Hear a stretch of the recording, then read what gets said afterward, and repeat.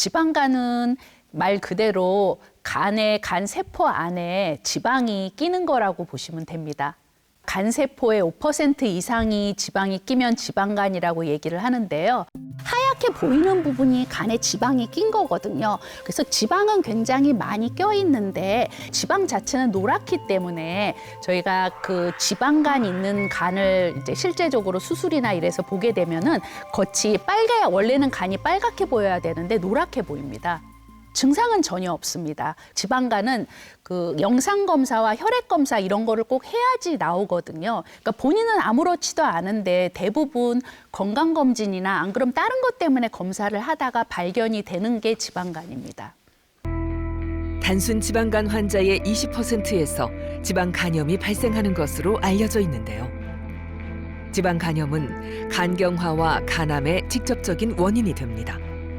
간 이식의 가장 흔한 원인으로 지목되고 있습니다.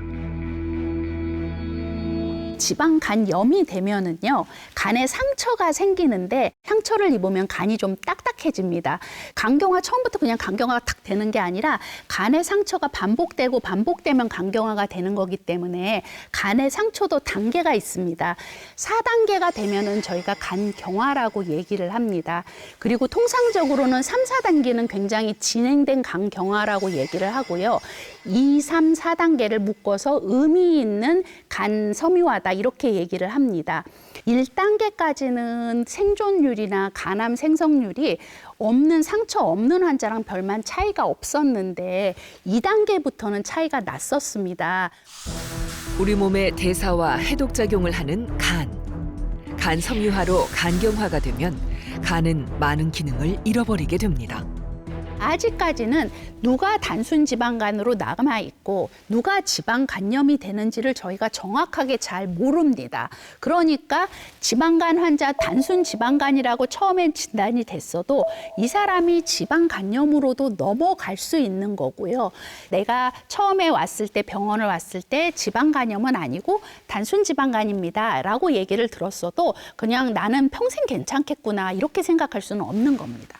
지방간 자체만 혼자 오지 않고 대사질환이 같이 있는 경우가 대부분인데 그래서 지방간 소리를 이제 빼고 대사 이상 간질환이라고 그렇게 이제 얘기를 하기로 했습니다. 사실은 많은 사람들이 간에 지방이 끼는 원인이 대사 이상이라고 말을 하는 거는 뭐 당뇨나 그 공복시 혈당이 상승하는 거, 고지혈증, 고혈압, 비만이 다 들어가는데 이런 대사 이상이 있어서 지방간이 생기는 사람이 훨씬 더 많습니다. 그래서 현재까지는 우리가 뭐 알코올성 지방간, 비알코올성 지방간 이렇게 얘기를 했었는데요.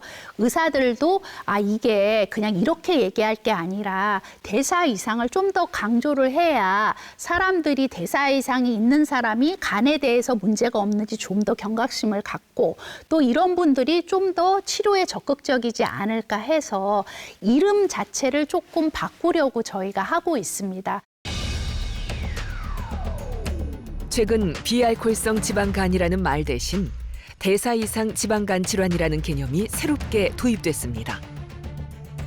대사 이상 지방간 질환은 비만, 공복 혈당 상승, 고혈압, 이상 지질 혈증 등 대사 이상이 동반된 지방간을 말합니다. 성인 4명 중 1명이 대사 이상 지방간 질환을 가지고 있는 것으로 추정됩니다. 특히 허리둘레가 남성의 경우 94cm 이상, 여성의 경우 80cm 이상인 경우 복부 비만으로 분류되고 대사 이상의 위험이 증가합니다. 대사 이상 지방간 질환 환자의 경우 고혈압, 고혈당, 콜레스테롤 증가 등이 종합적으로 나타나면서 심혈관 질환의 위험도 큰 것으로 알려져 있습니다.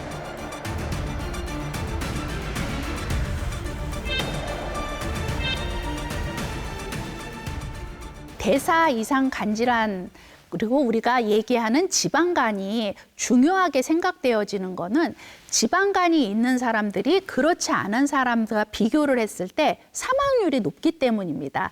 지방간이 있는 사람들은 그렇지 않은 사람과 비교했을 때 사망할 확률이 1.6배 더 높다고 연구 보고가 있습니다.